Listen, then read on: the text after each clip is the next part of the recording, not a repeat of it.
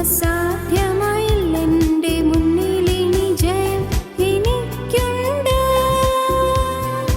ഒന്നും അസാധ്യമായില്ലെൻ്റെ മുന്നിലിനി ജയം എനിക്കുണ്ട്. ഞാനൊട്ടും പിന്മാറുകില്ല, വിശ്വാസ ചുവടുകൾ മുന്നോട്ട് മുന്നോട്ട്. ആരെല്ലാം എതിർത്താലും എന്തെല്ലാം ഭവിച്ചാലും പിന്മാറുകില്ല ഇനി ഞാൻ. അധികാരത്തോടെ ഇനി കൽപ്പിക്കും ഞാൻ, പ്രതികൂലങ്ങൾ മാറിപ്പോകും.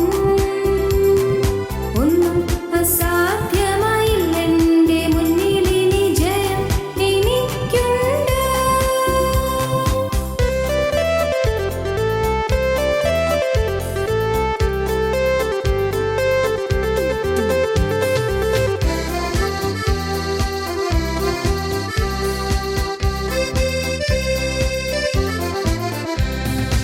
അനർത്ഥമുണ്ടെന്നു ഞാൻ ഭയപ്പെടില്ല, തോൽവി വരുമെന്നും ഞാൻ ഭയപ്പെടില്ല. അനർത്ഥമുണ്ടെന്നു ഞാൻ ഭയപ്പെടില്ല, തോൽവി വരുമെന്നും ഞാൻ ഭയപ്പെടില്ല. ശത്രു ജയിക്കുമെന്നു ഭാവി നശിക്കുമെന്നു ഇനിമേൽ ഞാൻ ഭയപ്പെടില്ല. ശത്രു ജയിക്കുമെന്നു ഭാവി നശിക്കുമെന്നു ഇനിമേൽ ഞാൻ ഭയപ്പെടില്ല. ഞാനൊട്ടും പിന്മാറുകില്ല, വിശ്വാസ ചുവടുകൾ മുന്നോട്ട് മുന്നോട്ട്. ആരെല്ലാം എതിർത്താലും എന്തെല്ലാം ഭവിച്ചാലും പിന്മാറുകില്ല ഇനി ഞാൻ. അധികാരത്തോടെ ഇനി കൽപ്പിക്കും ഞാൻ, പ്രതികൂലങ്ങൾ മാറിപ്പോകും.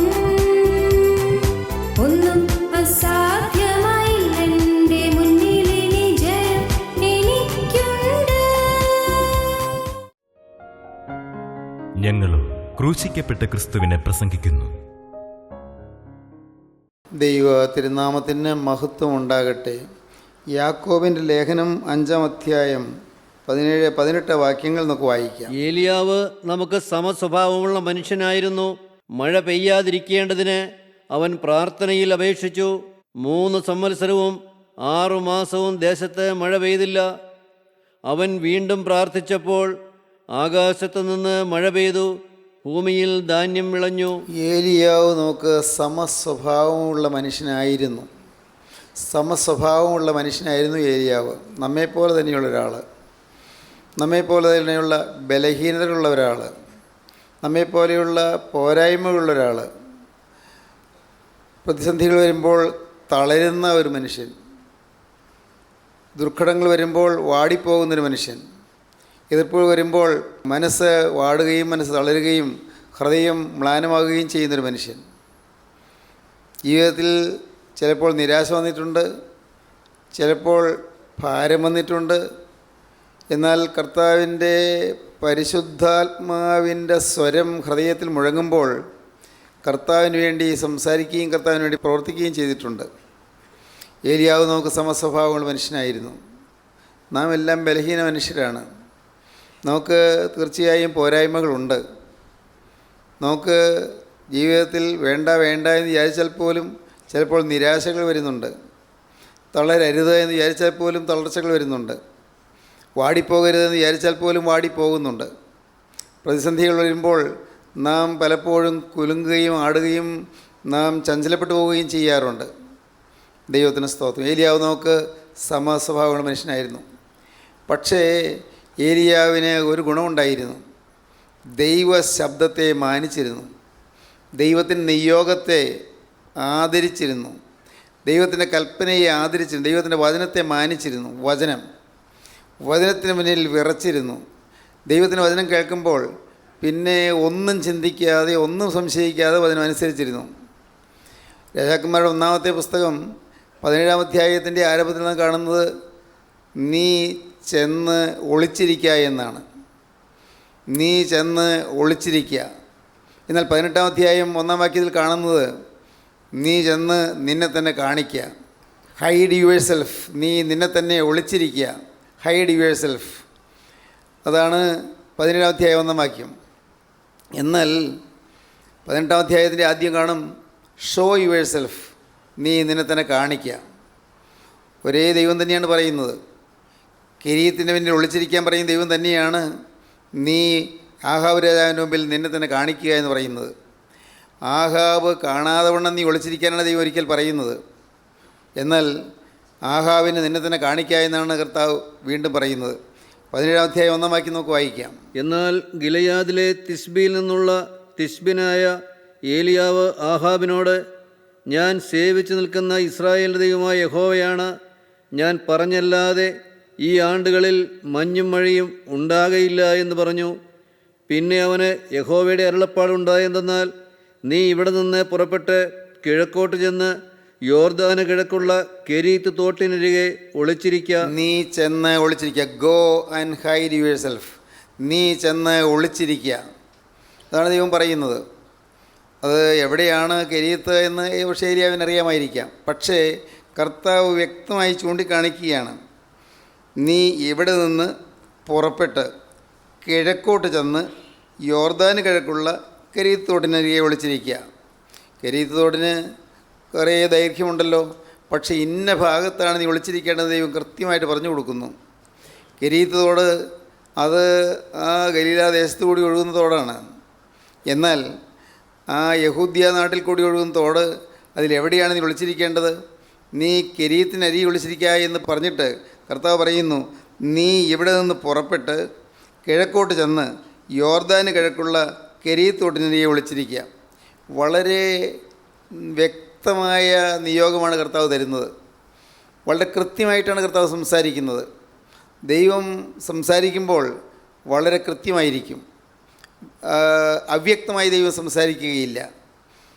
വളരെ സംശയാസ്പദമായ രീതിയിൽ മനുഷ്യന് തോന്നത്തക്കവണ്ണം കർത്താവ് സംസാരിക്കുകയില്ല. ദൈവം സംസാരിക്കുമ്പോൾ കൃത്യമായിരിക്കും, വ്യക്തമായിരിക്കും. ഏലിയാവിനോട് പറഞ്ഞു, നീ ചെന്ന് ഒളിച്ചിരിക്കുക. എവിടെ?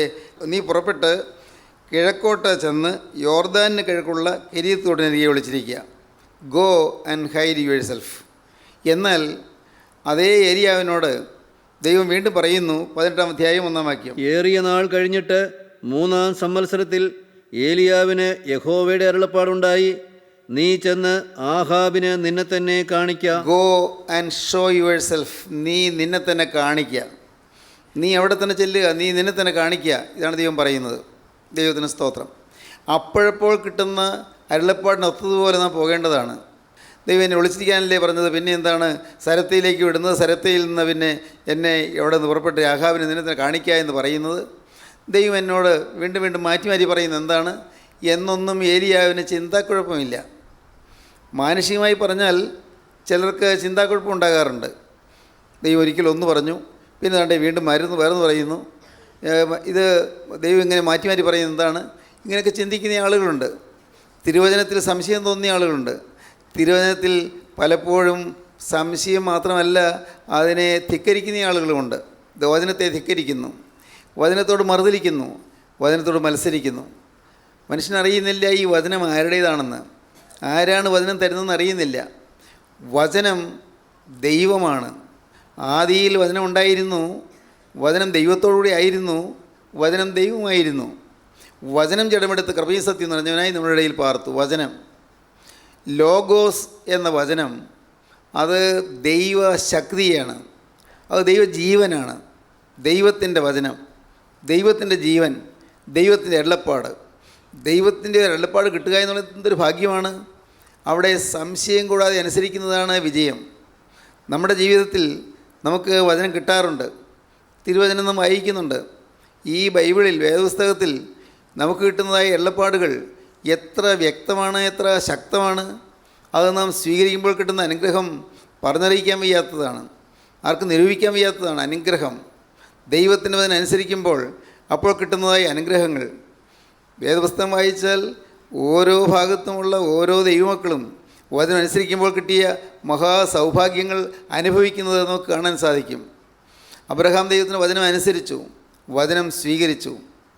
നീ ഇവിടെ നിന്ന് പുറപ്പെടുക എന്ന് പറഞ്ഞു, നിൻ്റെ പിതൃഭവനം വിട്ട് പുറപ്പെടുക എന്ന് പറഞ്ഞു, പിതൃദേശത്തെ വിട്ട് പുറപ്പെടുക എന്ന് പറഞ്ഞു, നിൻ്റെ ചാർച്ചക്കാരെ വിട്ട് പുറപ്പെടുക എന്ന് പറഞ്ഞു. അബ്രഹാം അപ്പാടെ അനുസരിച്ചു. എങ്ങോട്ടാണാവോ? ദൈവം പറഞ്ഞില്ല. എങ്ങോട്ടാണെന്ന് പറഞ്ഞില്ല, നീ പുറപ്പെടുക എന്നേ പറഞ്ഞുള്ളൂ. ഉൽപ്പത്തി പുസ്തകം 12-ാം അധ്യായം 1-ാം വാക്യം വായിക്കുമ്പോൾ കാണാം, നീ പുറപ്പെടുക എന്ന് മാത്രമേ ദൈവം പറഞ്ഞുള്ളൂ. അബ്രഹാമിനറിയാം ദൈവീക അരുളപ്പാട് കിട്ടിയാൽ മഹാഭാഗ്യമാണെന്ന്. അബ്രഹാം വിശ്വാസിയായിരുന്നു. അബ്രഹാം ദൈവവിശ്വാസിയായിരുന്നു. പണ്ടങ്ങനെയല്ലായിരുന്നു. അബ്രഹാം വിഗ്രഹാരാധിയായിരുന്നു.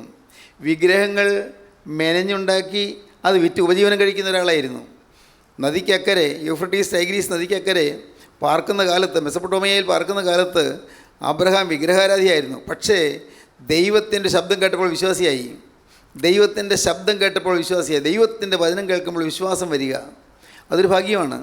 അബ്രഹാമിന് വിശ്വാസം വന്നു. വായിക്കാം. യഹോവ അബ്രാമിനോട് അരുളിച്ചതെന്തെന്നാൽ, നീ നിന്റെ ദേശത്തെയും ചാർച്ചക്കാരെയും പിതൃഭവനത്തെയും വിട്ട് പുറപ്പെട്ട് ഞാൻ നിന്നെ കാണിപ്പാനിരിക്കുന്ന ദേശത്തേക്ക് പോക. നീ നിന്റെ ചാർച്ചക്കാരെയും നിന്റെ പിതൃഭവനത്തെയും നിന്റെ പിതൃദേശത്തെയും വിട്ട് ഞാൻ നിന്നെ കാണിപ്പാനിരിക്കുന്ന ദേശത്തേക്ക് പോകാം. ദേശം ഏതാണെന്ന് പറഞ്ഞില്ല.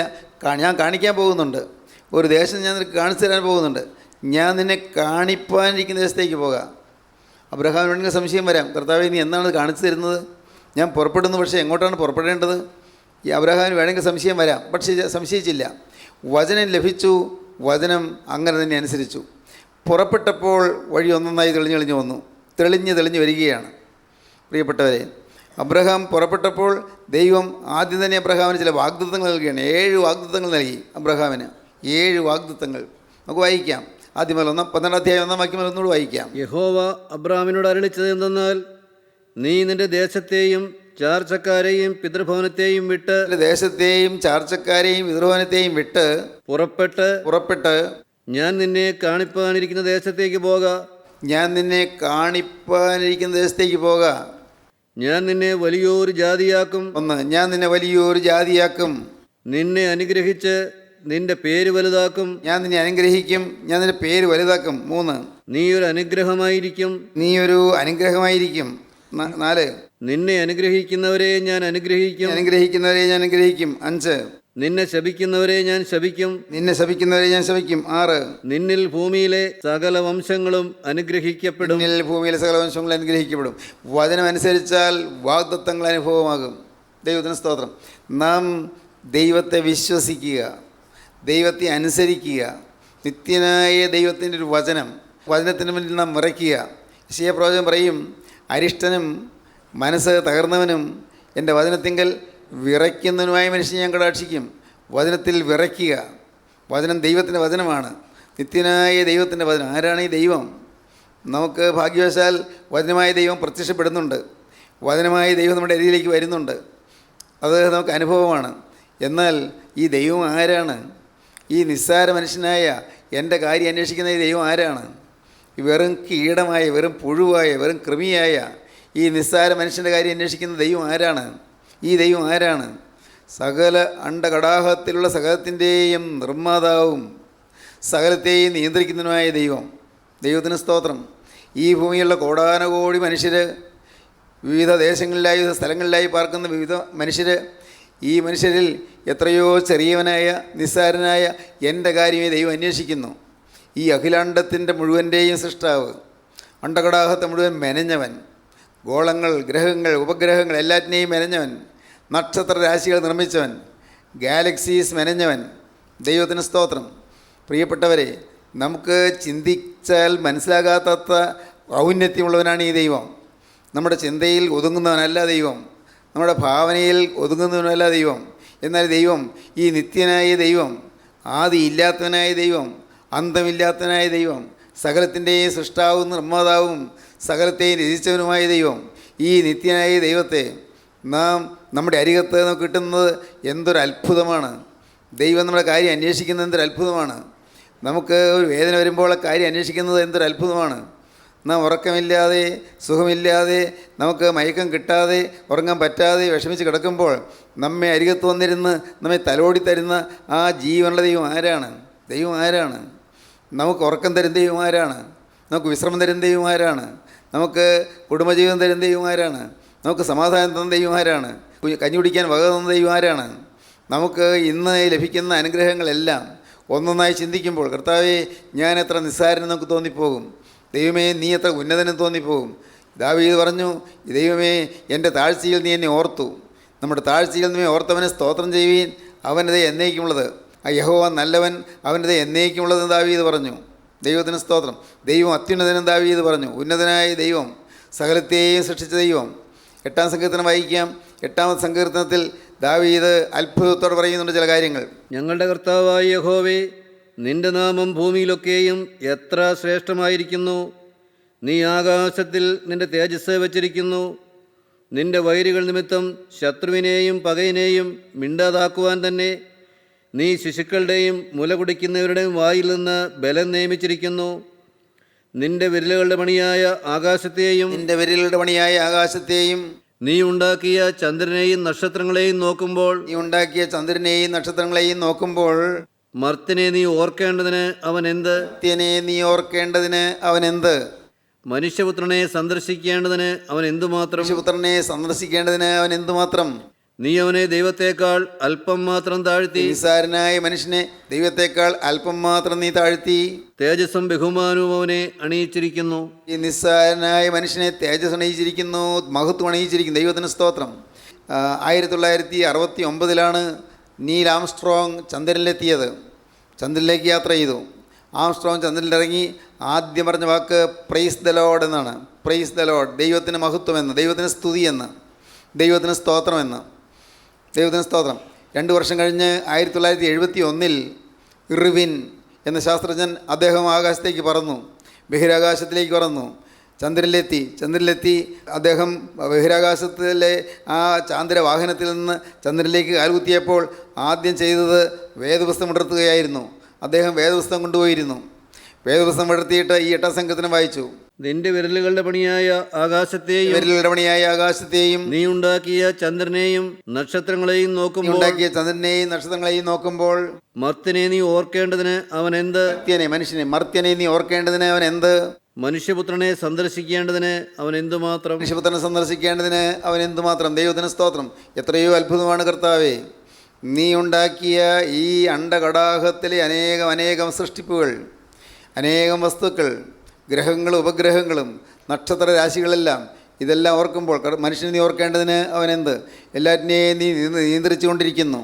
എല്ലാം നിൻ്റെ കൈപ്പണിയാണ്. എല്ലാം നീ ഇപ്പോൾ നിയന്ത്രിച്ചു കൊണ്ടിരിക്കുന്നു. എല്ലാം നമ്മുടെ ബുദ്ധിയിൽ ഒതുങ്ങുന്നില്ല. ദൈവത്തിന് സ്തോത്രം. നമുക്ക് ചിന്തിച്ചാൽ അതിൻ്റെ അറുതി കാണാൻ പറ്റുകയില്ല. മനുഷ്യൻ്റെ ചിന്തയ്ക്ക് അത്രയേ പ്രാപ്തിയുള്ളൂ.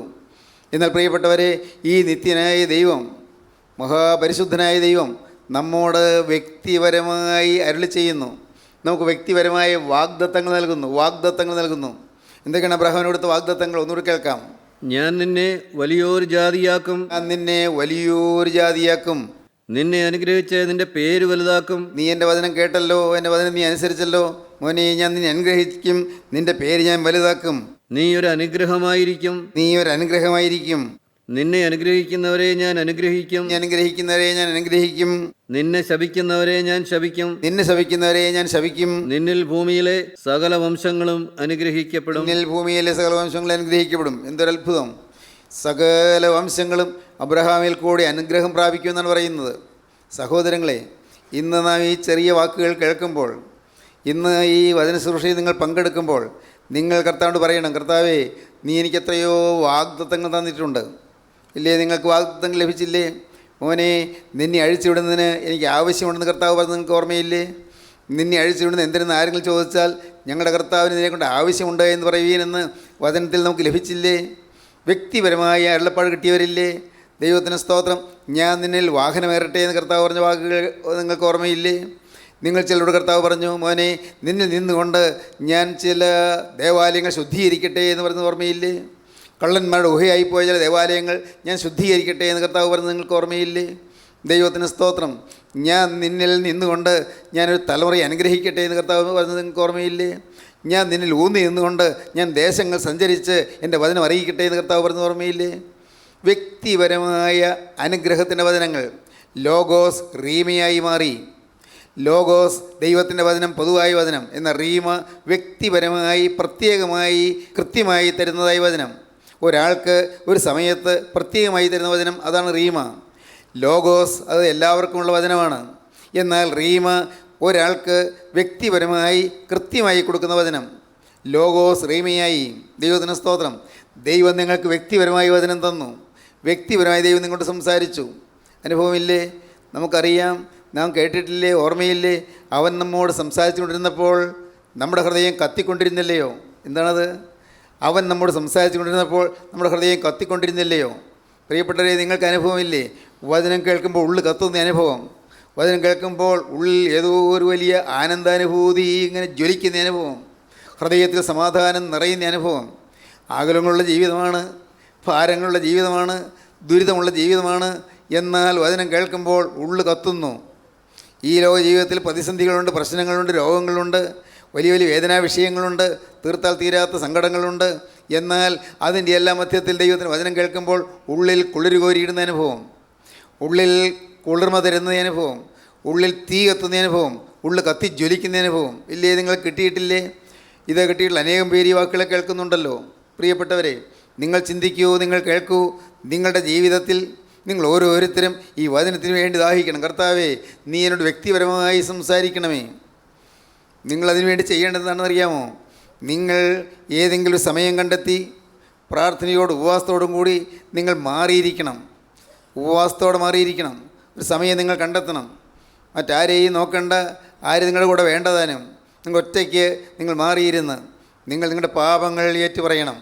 നിങ്ങൾക്കൊന്നു പോയ പാപങ്ങളെല്ലാം ഒന്നൊന്നായി കണ്ടുപിടിക്കണം. ഒന്നൊന്നായി കണ്ടുപിടിച്ച് അനുതാപത്തോടെ ഏറ്റുപറയണം.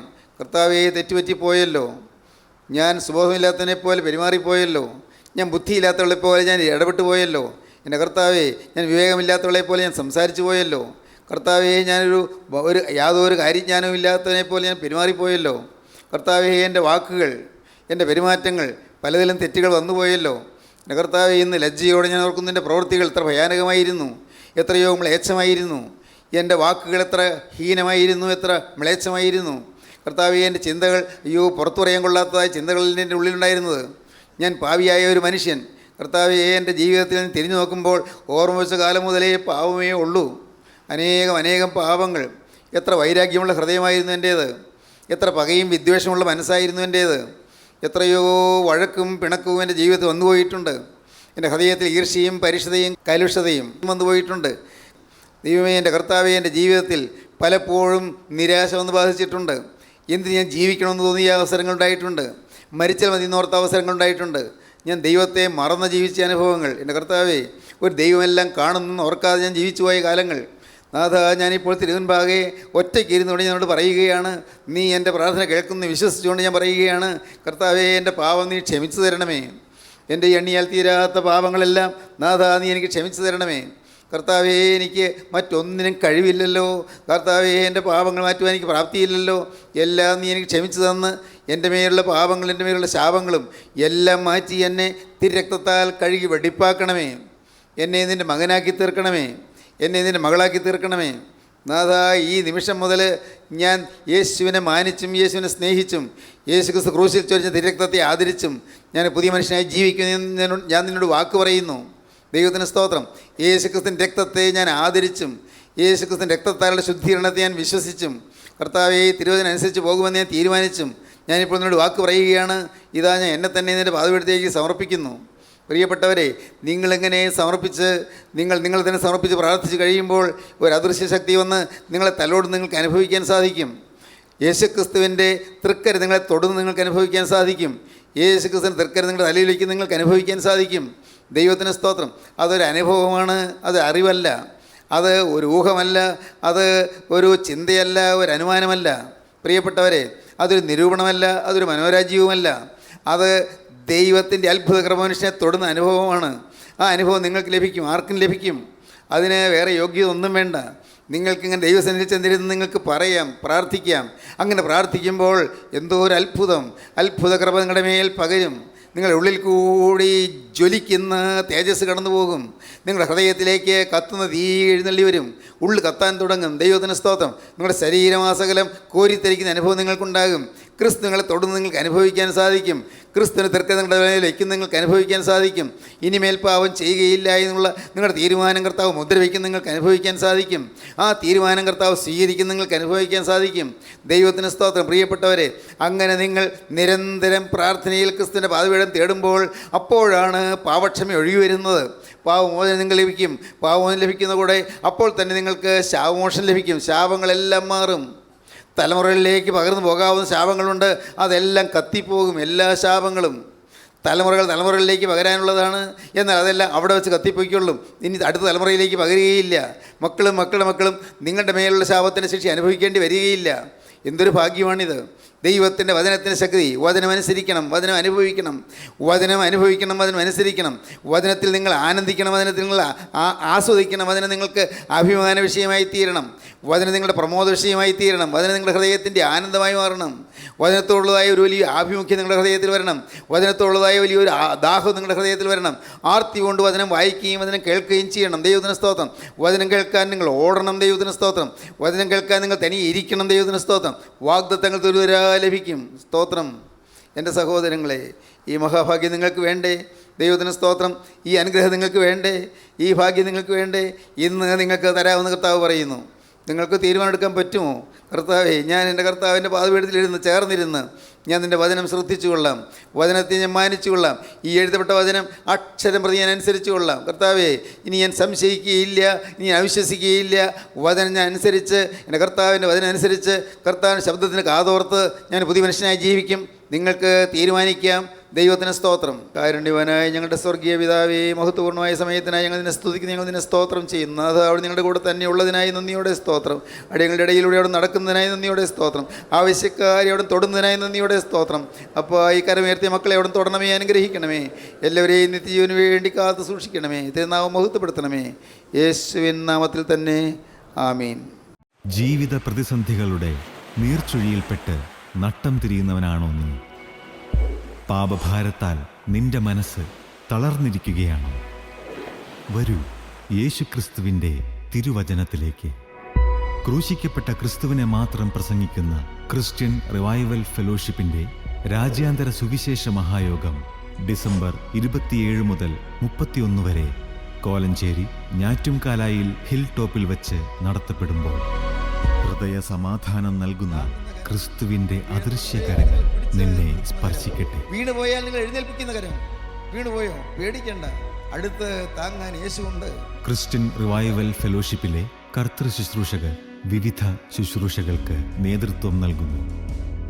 ഇപ്പോൾ ദൈവസന്നിധിയിൽ വിശ്രമിക്കുന്ന യശശരീരനായ പ്രൊഫസർ MY യോഹന്നാൻ സാർ ചെയ്ത അനശ്വരമായ വചന ശുശ്രൂഷകളും നിങ്ങൾക്ക് ശ്രവിക്കാം. സഭയുടെയും സമുദായത്തിൻ്റെയും അതിർവരമ്പുകൾക്കതീതമായി നിങ്ങളെ സ്നേഹിക്കുന്ന യേശുവിൻ്റെ വചനത്തിലേക്ക്, ഈ വചനവേദിയിലേക്ക് നിങ്ങളെ സ്നേഹത്തോടെ സ്വാഗതം ചെയ്യുന്നു.